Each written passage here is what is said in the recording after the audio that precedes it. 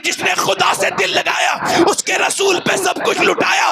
जाके देख लो बहराइच में उसका मजार अंदर भी चमक रहा है और बाहर भी चमक रहा है। वो कल भी चमक रहा था, वो आज भी चमक रहा है। वो मेरा गाजी कल भी फैजान लुटा रहा था, वो आज भी फैजान लुटा रहा है। बादशाहों की तो कुर्सियां बदल रही हैं मगर निजामुद्दीन महबूब इलाही की कब्र की रौनकें खत्म नहीं होती। रात को भी मेला लगता है, सुबह को भी मेला लगता है। जाकर के देखो मोइनुद्दीन अजमेरी की कब्र को, बादशाहों की कब्रें नहीं मिलेंगी मगर उसकी कब्र कल भी हुकूमत कर रही थी, आज भी हुकूमत कर रही है। कोई अब्दुल कादिर जिलानी बन के चमक रहा है तो कोई मोइनुद्दीन चिश्ती बन के चमक रहा है। कोई गुल बाकी रहेगा ना चमन रह जाएगा पर रसूलुल्लाह का दीन हसन रह जाएगा। एक बादशाह ने अपने 3 वजीरों से कहा, सुन रहे हैं आप? 3 वजीरों से कहा, मिसाल दे रहा हूं आपसे। तो बादशाह ने अपने वजीरों से कहा कि ये 3 बोरियां दी कि जाओ इसमें फल भर के लेके आओ। तो 3 लोग गए, उसमें से एक जो सबसे अच्छा इंसान था उसने उसमें अच्छे अच्छे फल तोड़ तोड़ के जमा किए कि भाई बादशाह ने मंगाए हैं। दूसरे ने सोचा कोई बादशाह खाएगा थोड़ी, मंगाए ही तो हैं, कुछ कच्चे कुछ पक्के कुछ सड़े गले रख के चला गया। तीसरा जो सबसे ज्यादा अक्लमंद था उसने ये कहा कि बादशाह ने देखना थोड़ी है, थोड़े से रोड़े भर लो, थोड़े से पत्थर भर लो। और जब वो तीनों बादशाह के सामने पहुंचे तो बादशाह ने दरोगाए जेल को बुलाया और कहा इनको 15 दिन की जेल है तीनों को। अब जो ये लेकर के आए हैं ये वही खाएंगे। अब आप मुझे बताओ इन तीनों में से कौन फायदे में रहा?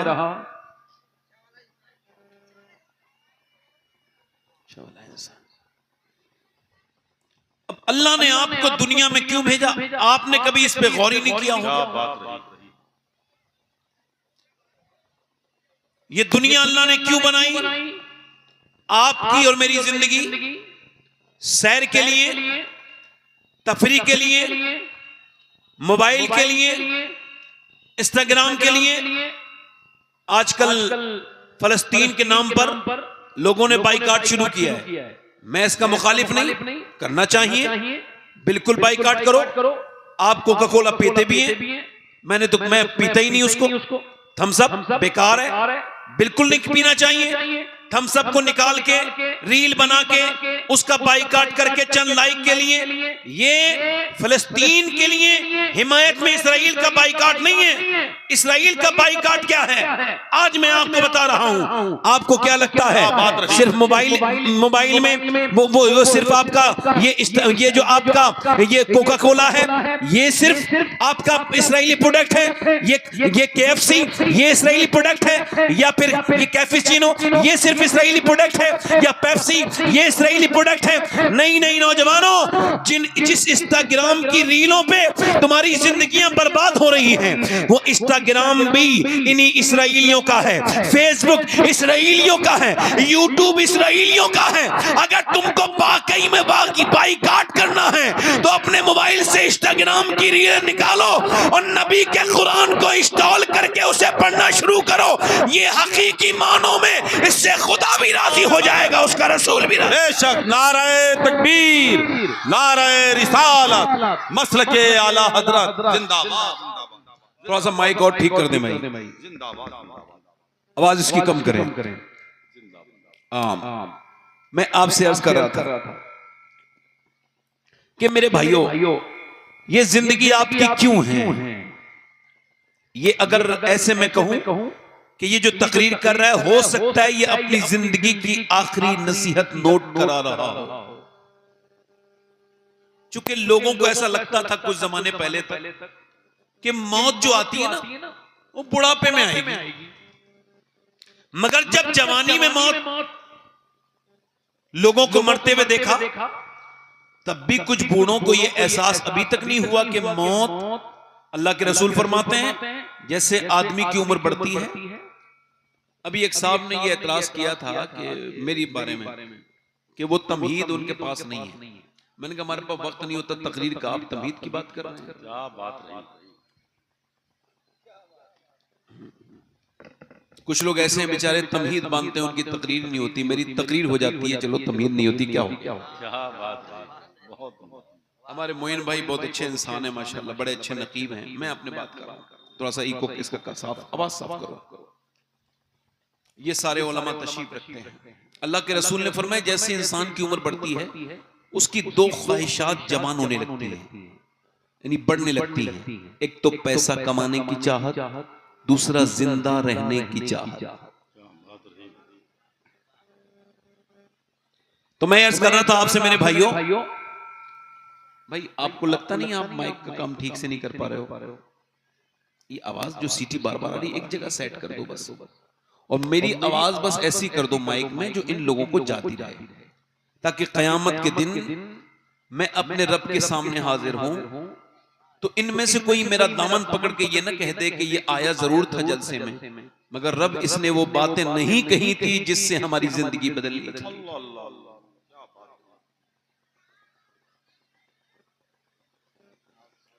इकबाल कहता है वो एक सजदा जिसको तू गिरा समझता है, हजार सजदों से देता है आदमी को निजात।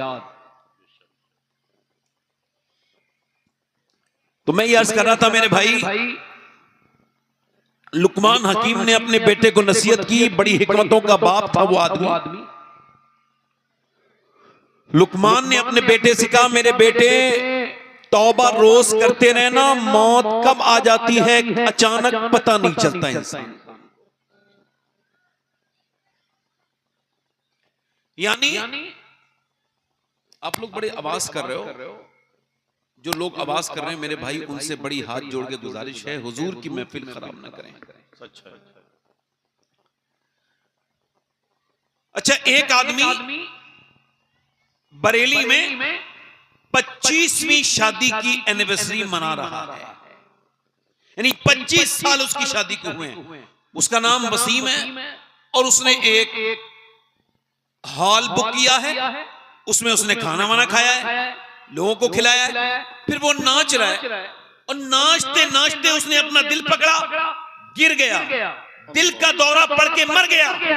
अब ये मुसलमान जो मरा है वो नाचते नाचते मरा है, जो जिस हाल में मरेगा उसी हाल में उठाया जाएगा। अब बताओ मेरे भाइयों तुम किस हाल में मरना चाहते हो? क्या बात रही, जवाब नहीं गुफ्तगू का। जिंदाबाद जिंदाबाद। गाना सुनते सुनते मरना चाहते हो कि कान में लीड लगा के दिल्ली में एक लड़का 22 साल का तेजी के साथ इनफील्ड चला रहा है, बुलेट चला रहा है, उस बुलेट वाले को ये खबर भी नहीं होगी ये आखिरी दिन है जो मेरा निकला हूं, और बुलेट रोकने तक की फुर्सत नहीं दी उसे। दिल के दौड़े ने उसे ऐसा हार्ट अटैक आया कि एकदम उसने गाड़ी रोकने की कोशिश की मगर रोक नहीं पाया। उसको बाइक से नीचे उतारने के लोगों ने कोशिश की मगर इतनी जबरदस्त किस्म से दर्द हुआ कि नीचे गिरा। और 22 साल का नौजवान जिसकी उम्मीदों में ये एक उम्मीद थी कि वो हुजरे उरूसी में दाखिल होगा, हुजरे उरूसी में तो नहीं दाखिल हुआ, वो कब्र की तन्हाइयों में जाकर के गुम हो गया।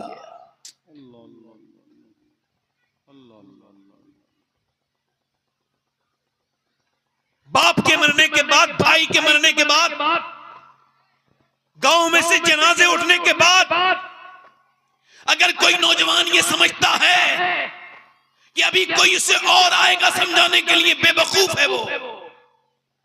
और अगर कोई ये समझता है कि मौत आती है उम्र के हिसाब से, वो भी बेवकूफ है। 15 साल का हाफिज कुरान, उसकी बात मैंने बयान की, लोगों ने सुनी कि 15 साल का हाफिज बनाना कितना मुश्किल है। बच्चे को हाफिज बनने के लिए आया है, मदरसे से हिफ्ज मुकम्मल हो गया और घर आया। एक हफ्ते के बाद उसकी दस्तार होनी थी मगर हुआ क्या, वो नहा के बाहर निकला है, अचानक मुंह के बल नीचे गिरा और उसको जब अस्पताल लेके गए, डॉक्टर ने कहा ये तो इंतकाल कर चुका है। माँ रोती हुई आई, मेरे लाडले तुझे बड़ी मशक्कत मेहनत करके हाफिज बनाया था, अपने दिल से जुदा किया था, तू परदेश में रहा था, कैसे हाफिज बंदा बच्चा बनता है कि जो बच्चा नाजों से घर में पलता है वो अपने हाथों से फिर अपने कपड़े भी धोता है, वही बच्चा वो जो अच्छे खाने खाता है वो फिर मदरसे की दाल और रोटी भी खाता है। माँ कह रही है मेरे लाडले तुझे अपने आप से मैंने दूर रखा इस वजह से कि जब मैं मर जाऊं, कब्र में चली जाऊं, तो मेरा बेटा आकर कोई फातिया पढ़ दे मेरी कब्र पे, तो मेरी कब्र पे रोशनी हो जाए, मेरी कब्र में नूर आ जाए। मगर मेरे लाल ये तूने कैसा दर्द अपनी माँ के दिल को दिया है। बाप कह रहा है हाय मेरे लाल, हाय मेरे लाल, मुझे उम्मीद थी मैं गुनहगार हूँ, मगर मेरा रब करम जरूर करेगा जब तू मेरी नमाज जनाजा पढ़ाएगा। मगर तूने मुझे कैसा दाग दे दिया, 15 साल का बच्चा दुनिया से चला गया और दुनिया के दिमाग से ये बहन खत्म हो जाना चाहिए। और जब जवान लाशा निकला और बूढ़ा खांसते हुए रह गए तो दुनिया को ये समझ जाना चाहिए कि मौत जब आती है तो कहकर नहीं आती। न जाने कितने लोग दुनिया से ऐसे गए हैं जो ये समझते थे कल तौबा करेंगे, परसों तौबा करेंगे, नरसों तौबा करेंगे, परसों अपनी आंखों को बचा लेंगे गंदी आदतों से, मगर नहीं गंदी आदतों से बचा पाए। लड़के तेजी के साथ गाड़ी में 4 फिर रहे हैं, 4 नौजवान लड़के, 4 मियां बिगड़े हुए लड़के, और तेजी के साथ गाड़ी चल रही है उनकी, तकरीबन 110-120 की स्पीड पर उनकी गाड़ी चल रही है। अंदर एक लोकल गाड़ी में स्क्रीन भी लगी हुई है जिसमें एक औरत नाच रही है। अचानक गाड़ी डिसबैलेंस हुई और वो चारों ऑन द स्पॉट मर गए। ये बातें क्यों बता रहा हूं आपको? आप समझो इस बात को कि जब उनकी लाशें बहुत देर तक नहीं आई तो कहा कि घर वाले थक गए रोते रोते। सुबह से शाम हो गई। वो रात जो नौजवान निकले थे, जो गुरूर में घमंड में थे, जिन्होंने अपने मसल्स बनाए थे, जिन्होंने अपने बशर मसल्स बनाए थे, जिन्होंने अपने आप को मजबूत बनाया था, आज मौत उनके करीब आई। आज देखें वो वर्जिश में जाने वाले, वो अपनी जिस्म की बॉडी बनाने वाले, आज उनकी लाशें पड़ी हैं कहां पर? मुर्दा घर पे, पोस्टमार्टम हाउस पर। मगर उनके माँ बाप कह रहे हैं काश मेरा भाई आ जाता, काश मेरा बच्चा आ जाता। थकते रोते रोते थक गए लोग, मगर कोई नहीं आया। दुनिया को इस चीज से समझ लेना चाहिए कि मौत कब आ जाएगी। मेरे दोस्त, मेरे भाई, अगर तुझे इबरत हासिल करनी है और तू अगर मोमिन है तो किसी बड़े से महल को न देख, बल्कि पोसीदा कब्र को देख। अगर तुझे इबरत हासिल करनी है नौजवान, तो किसी चमकती हुई गाड़ी को न देख, बल्कि किसी पोसीदा कब्र को देख। और जाकर के बड़े बड़े नवाबों की कब्रों में उनकी नाक और मुंह के अंदर उनकी नाक और मुंह के अंदर घुसने वाले कीड़ों को देख। न जाने कितने मशहूर लोग कब्रों में चले गए जिनकी कब्रों पे आज कोई फातिया पढ़ने तक नहीं आता। न जाने कितने अमीरों की कब्रें आज दुनिया से वीरान हो गई और तुम तमाशों में लगे हुए हो, तुम शादियों में नाचने में लगे हुए हो, तुम अपने रब के खिलाफ अपने रब की नाफरमानियां करते हुए तुम थकते नहीं। और मौत तुम्हारे दस्तक दे रही है, तुम्हारे रंग बिल्कुल, तुम्हारी जिंदगियां बिल्कुल ऐसी लगती नहीं कि तुमको मरना है। मेरे भाइयों, मेरे दोस्तों, अभी कुछ दिनों पहले मैं गाड़ी चला रहा था, रात का काफी अरसा गुजर चुका था, 3 बजे थे, मैं प्रोग्राम से आ रहा था। मैंने सोचा मेरा करीब में एक दोस्त दफन है, बड़ा मशहूर था, चलो उसकी कब्र पे जाकर के फातिया पढ़ूं। मैं अपने उस दोस्त की कब्र पे जब गया तो मैंने जब उसकी कब्र के खुतबे पे देखा उसका नाम लिखा था, बस मैं माजी में चला गया, मैं चला गया पास में, मैं पीछे चला गया। कल तक ये जलसों में आता था, इसके नाम से पब्लिक जमा होती थी, इसके नाम पे लोग नोट लुटाते थे, जहां ये जाता था लोग इसको देखने के लिए ट्रैक्टर ट्रॉली भर के आते थे। जब ये जाता था जलसों में कुमकुमे जलते थे। मगर आज इसकी कब्र पे कोई फातिया पढ़ने वाला भी नहीं, कोई चिराग जलाने वाला भी नहीं। आज इसकी कब्र कैसी हो गई, बिल्कुल इसकी कब्र बिल्कुल मायूसी छा रही है। पूरे कब्रिस्तान में कोई उसे देखने के लिए तैयार नहीं, जिसके नाम पे कल तक मजमे लगते थे, जिसके लोग पीछे भागते थे, जिसे फ्लाइट के टिकट देते थे, जिसे अपना बड़ा जिसे शोहरतों ने अपने अंदर जिसने समेट लिया था। मगर मेरे भाइयों, मेरे दोस्तों, मैं उस कब्र पे खड़ा था और देख रहा था कि सज्जाद हुसैन निजामी की कब्र क्या दुनिया से कह रही है, यही कह रही है कोई गुल बाकी रहेगा, न चमन रह जाएगा, पर रसूलुल्लाह का दीन हसन रह जाएगा। जाओ जाकर के बादशाहों की कब्रें देखो, ओ घमंडियों, जाकर जाकर के अकबर की कब्र ढूंढो, तुमको मिलेगी नहीं। किस्सा पारी ना बन गई। जाकर के देखो, जाकर के देखो बड़े बड़े शहंशाहों की कब्रें, तुम ढूंढोगे, तलाश करोगे, फिर भी नहीं मिलेंगी। दुनियादारों के नाम निशान मिटते चले जा रहे हैं, मगर मेरा इमाम कहता है बेनिशानों के निशान मिटते नहीं। उस दिन होते होते नाम हो ही जाए, मिटते मिटते नाम हो ही जाएगा। वो अमीरों की खबरों के तो निशान नहीं मिलेंगे, मगर जिसने खुदा से दिल लगाया, उसके रसूल पे सब कुछ लुटाया, जाके देख लो बहराइच में उसका मजार अंदर भी चमक रहा है और बाहर भी चमक रहा है। वो कल भी चमक रहा था, वो आज भी चमक रहा है। वो मेरा गाजी कल भी फैजान लुटा रहा था, वो आज भी फैजान लुटा रहा है।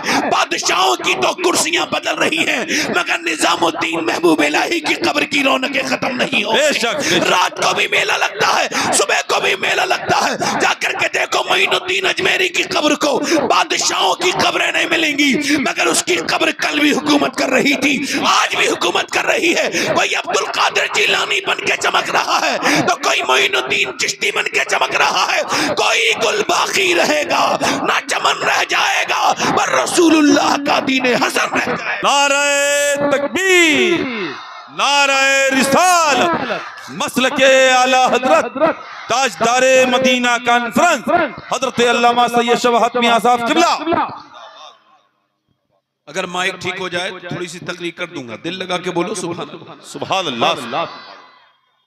मेरे दोस्तों इधर देखो, मेरी मैंने बैठी हैं। इकबाल कहता है वो एक सजदा जिसको तू गिना समझता है, हजार सजदों से देता है आदमी को निजात। आज मुसलमानों की कोई इज्जत नहीं है, कोई वकार नहीं है।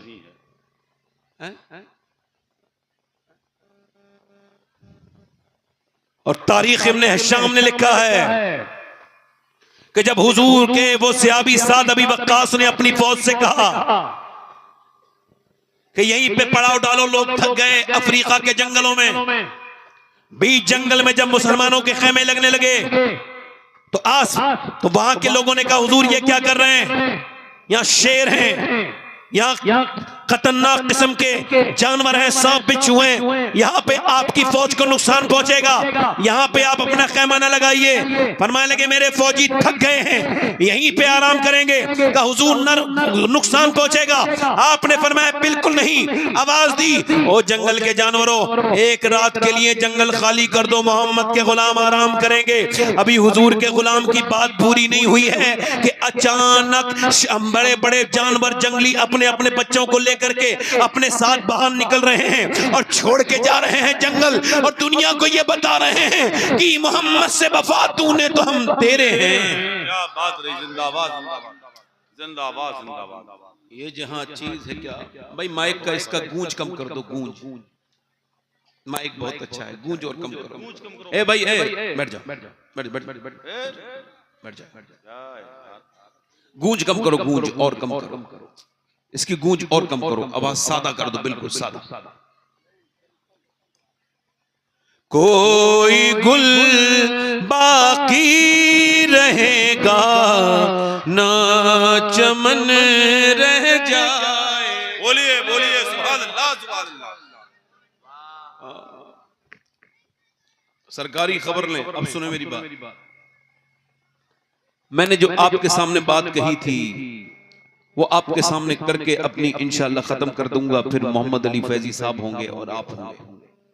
इतने बड़े लहजे के दरमियान में और पब्लिक के दरमियान में हाइल होना बड़े फन का काम है। मगर मैंने भी तकरीबन हिंदुस्तान के सारे शोरा के दरमियान में रख के ऐसे तकरीर की है, मुझे इसका बड़ा तजर्बा है। ये भाई ये कहां से आया है? हटा दो इसको, हटा दो भैया, बस मेरी बात सुनो। इधर देखो भाई, इधर देखो।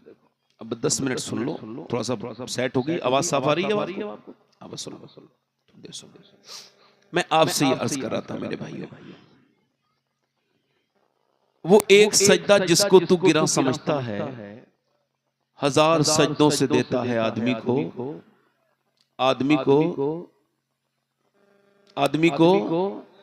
नजात।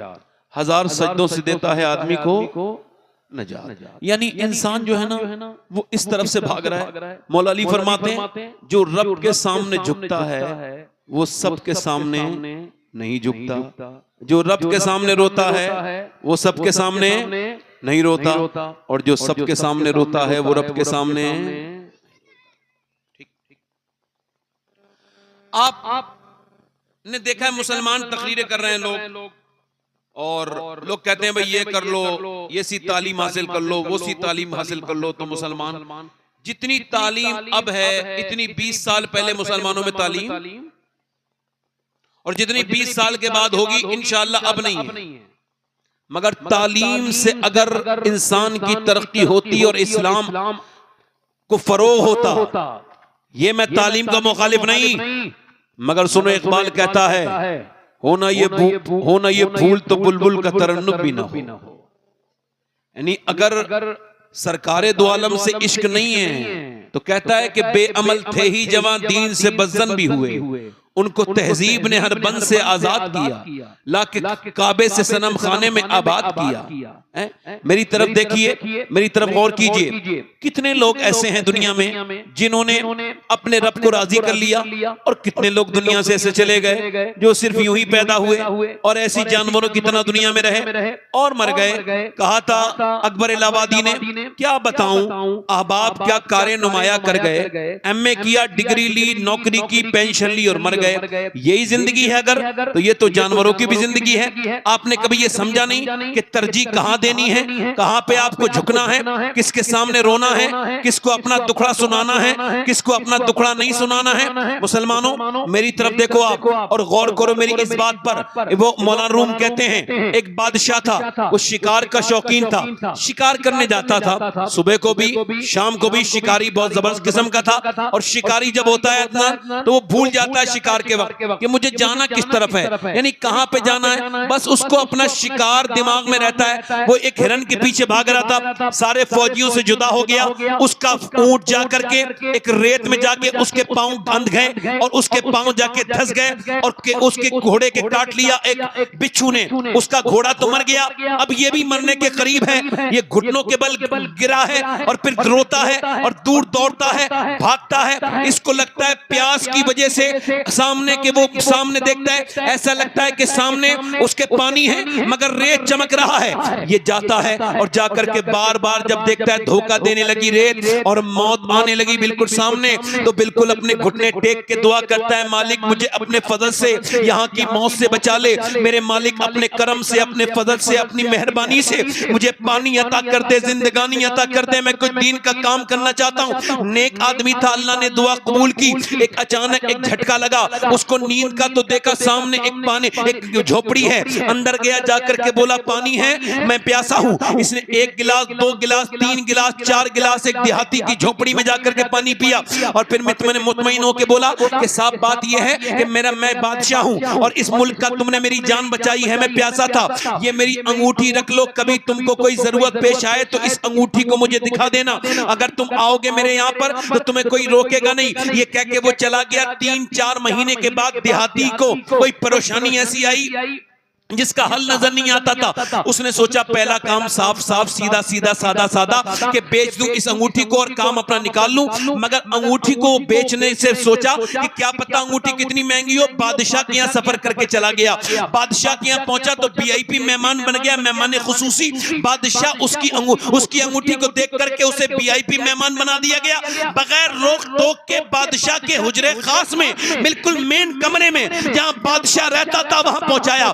तो बादशाह सजदे में रो रहा है। ये वापस पलटा, जब ये वापस पलटा बादशाह जो है उसने जो है ना वो बादशाह ने सलाम फेरने के बाद कहा कौन आया था?